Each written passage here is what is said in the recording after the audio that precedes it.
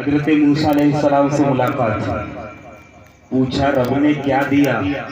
محبوب نے کہا خدا نے 50 وقت کی نماز دی ہے میری امت کے لیے تحفہ۔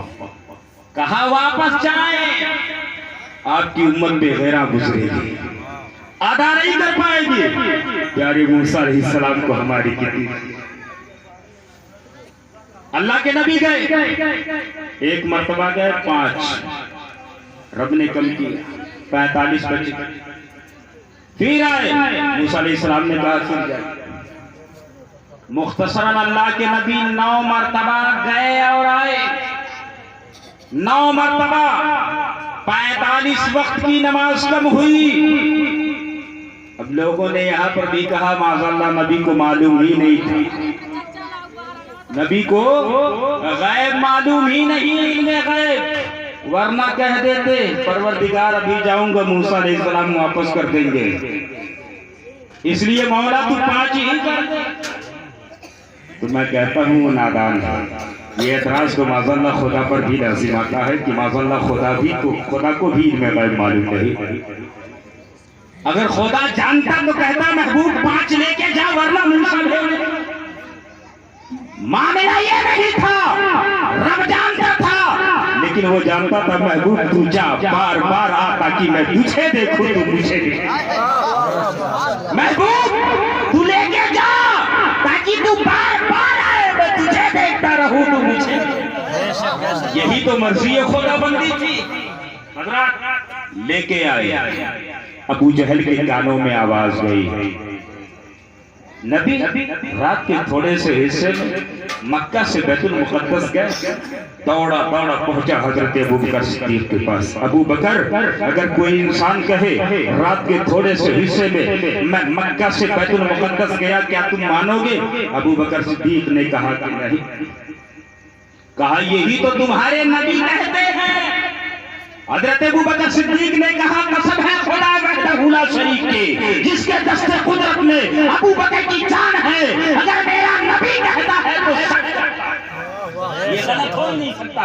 اسی وقت سے حضرت ابو بکر کا نام صدیق، اس لیے سب سے پہلے معراج کی تصدیق کرنے والے حضرت ابو بکر صدیق۔ حضرات جب دیکھا کفار نے کہ ان کے ماننے والے ایسے نہیں مانیں گے، تو کہا اچھا مکہ سے بیت المقدس گئے، تب تو جانتے ہوں گے بیت المقدس میں کتنے ستون ہیں، اگر جانتے ہیں تو بتاؤ۔ اللہ کے نبی کی بارگاہ میں اعتراض پہنچا، رب نے پردوں کو ہٹایا، بیت المقدس نگاہوں کے سامنے رکھ دی، اللہ کے نبی نے ہر نقشے کو ہر چیز کو بتا دیا۔ جب ان لوگوں نے یہ جان لیا تو کہا اچھا ایک چیز اور بتا دیجئے، ہمارا ایک قافلہ مکے سے بیت المقدس گیا تھا، کیا وہ قافلہ راستے میں آپ سے ملا؟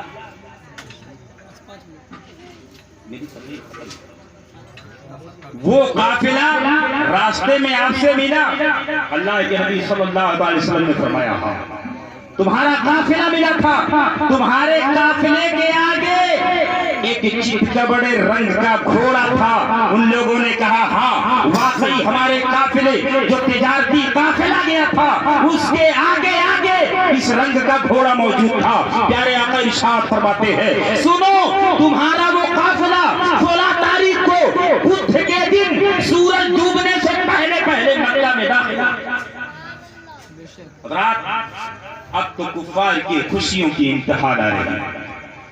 کہا اگر ہمارا قافلہ آ گیا تو قسمت کی بات، بڑی خوشی کی بات ہے، بنا نقصان اٹھائے ہمارا قافلہ صحیح سلامت واپس چلا آیا، لیکن اگر نہیں آیا تو ہم اسلام کا مذاق اڑائیں گے، مذہب اسلام کا مذاق اڑائیں گے، بانی اسلام کا مذاق اڑائیں گے، ہم اسلام کے چراغ کو گل کر دیں گے، اسے دنیا میں پھیلنے نہیں دیں گے۔ حضرات دو سوچیں ہیں، دو پہاڑیوں پہ کھڑی ہیں، ایک طرف حضرت ابو بکر صدیق جبل ابو قبیس پر کھڑے ہو کر دعا کرتے ہیں اے پروردگار پار الہ، اگر ان کا قافلہ مکے میں آ جاتا تو اسلام کا چراغ پوری دنیا میں روشن ہو جاتا۔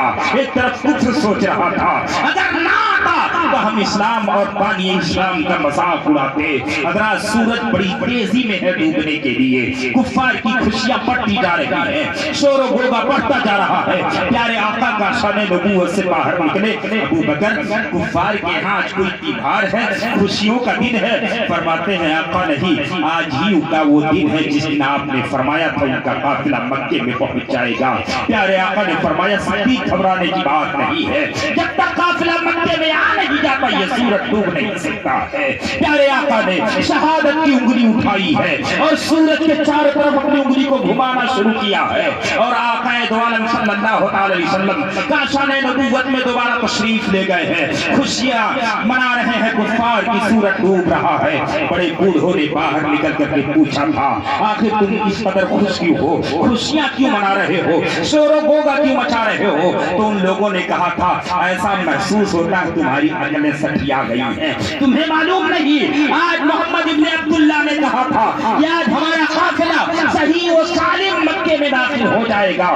یہ دیکھو سورج ڈوبنے والا ہے, قافلے کا کہیں نام و نشان نہیں ہے. تو ان بڑے بوڑھوں نے کہا تھا تمہاری عقلیں خراب ہو گئی ہے, اگر جاننا چاہتے ہو سورج ڈوب رہا ہے کہ نہیں تو جاؤ درختوں کو دیکھو, ان پہاڑوں کو دیکھو, اگر ان کے سائے پڑھ رہے ہو تو سمجھ لو سورج ڈوب رہا ہے, اگر ان کے سائے کھڑے ہو تو سمجھ لو جب تک تمہارا قافلہ مکے میں داخل نہیں ہو جاتا ہے یہ سورج ڈوب نہیں سکتا ہے. گویا کہ یہ کفار بھی جانتے تھے کہ اللہ کے نبی غیب کی خبر جانتے. حضرات ہم تو مومن ہے. پیارے المختصر یہ حضرت ابو بکر صدیق رضی اللہ تعالیٰ عنہ جب دوبارہ چڑھ کر کے دیکھا ہے, راستوں کو دیکھ کر اڑتی ہوئی ایک غبار نظر آئی, آپ نے وہیں سے نعرہ تکبیر بلند کیا اور کہا تھا دیکھو دیکھو میرے نبی کی بات سچ ہوئی, کفار قریش کا قافلہ صحیح و سالم مکہ میں داخل ہو رہا ہے. حضرات یہ معراج النبی کا مختصر سا واقعہ ہے جو میں نے آپ حضرات کے سامنے پیش کیا ہے.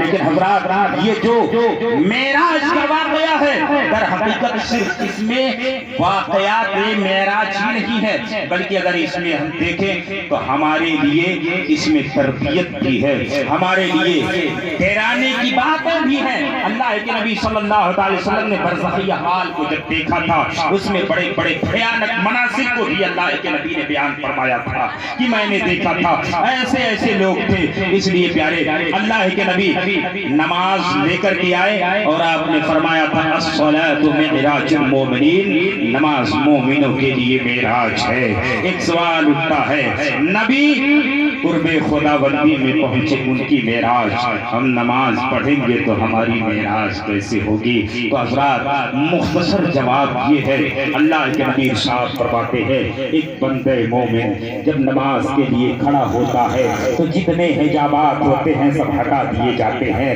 وہ اپنے خدا کا اپنی نگاہوں سے بنفس نفیس مشاہدہ کرتا ہے.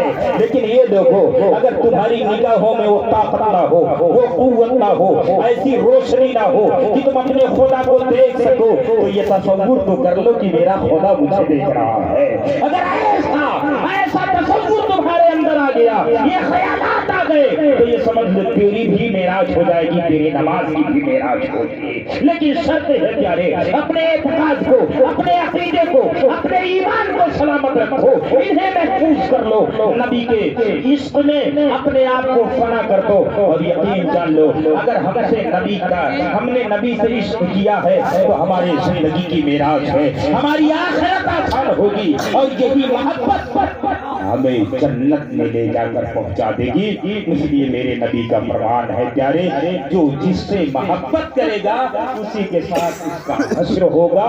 تو اگر ہم چاہتے ہیں کہ ہمارا حشر جس کے ساتھ ہو اس سے محبت کرنا شروع کر دیں, اور اگر ہم چاہتے ہیں ہمارا حشر نبی کے ساتھ ہو اور ہم نبی کے ساتھ جنت میں داخل ہو جائے تو ہمیں اپنے نبی سے محبت کرنی پڑے گی. اتنی محبت کرنی پڑے گی, اتنی محبت کرنی پڑے گی ان ساری محبتوں کو قربان کرنا پڑے گا نبی کی محبت پہ پیارے اگر ہم نے قربان کر دیا مال و دولت اولاد بیوی سب کی محبت کو اگر ہم نے ٹھکرا کر نبی کی محبت کو دل میں بسا دیا تو یقین جان لیجیے دنیا و آخرت کی دولت ہمارے مقدر میں چلی جائے گی رب کی بارگاہ میں دعا ہے مولا تعالی ہم تمامی لوگوں کو حضور نبی کریم صلی اللہ علیہ وسلم سے سچی اور پکی محبت کرنے کی توفیق عطا فرمائے مولا میرے بولنے میں اندر لفظ اگر کسی قسم کی خمیاں غلطیاں لغزشیں ہوئی ہو مولا ان علماء کو شاہد مان کر میں توبہ کرتا ہوں حضرات بھی مرتبہ پڑھ دیجئے استغفر اللہ ربی من کل ذنب واتوب الیہ اشہد ان لا الہ الا اللہ واشہد ان محمدا عبدہ ورسولہ خوب کی سیر چمن پھول چنی شاد رہے باغ با جاتا ہوں میں گلشن تیرا آباد رہے وما علینا الا البلاغ السلام علیکم ورحمۃ اللہ وبرکاتہ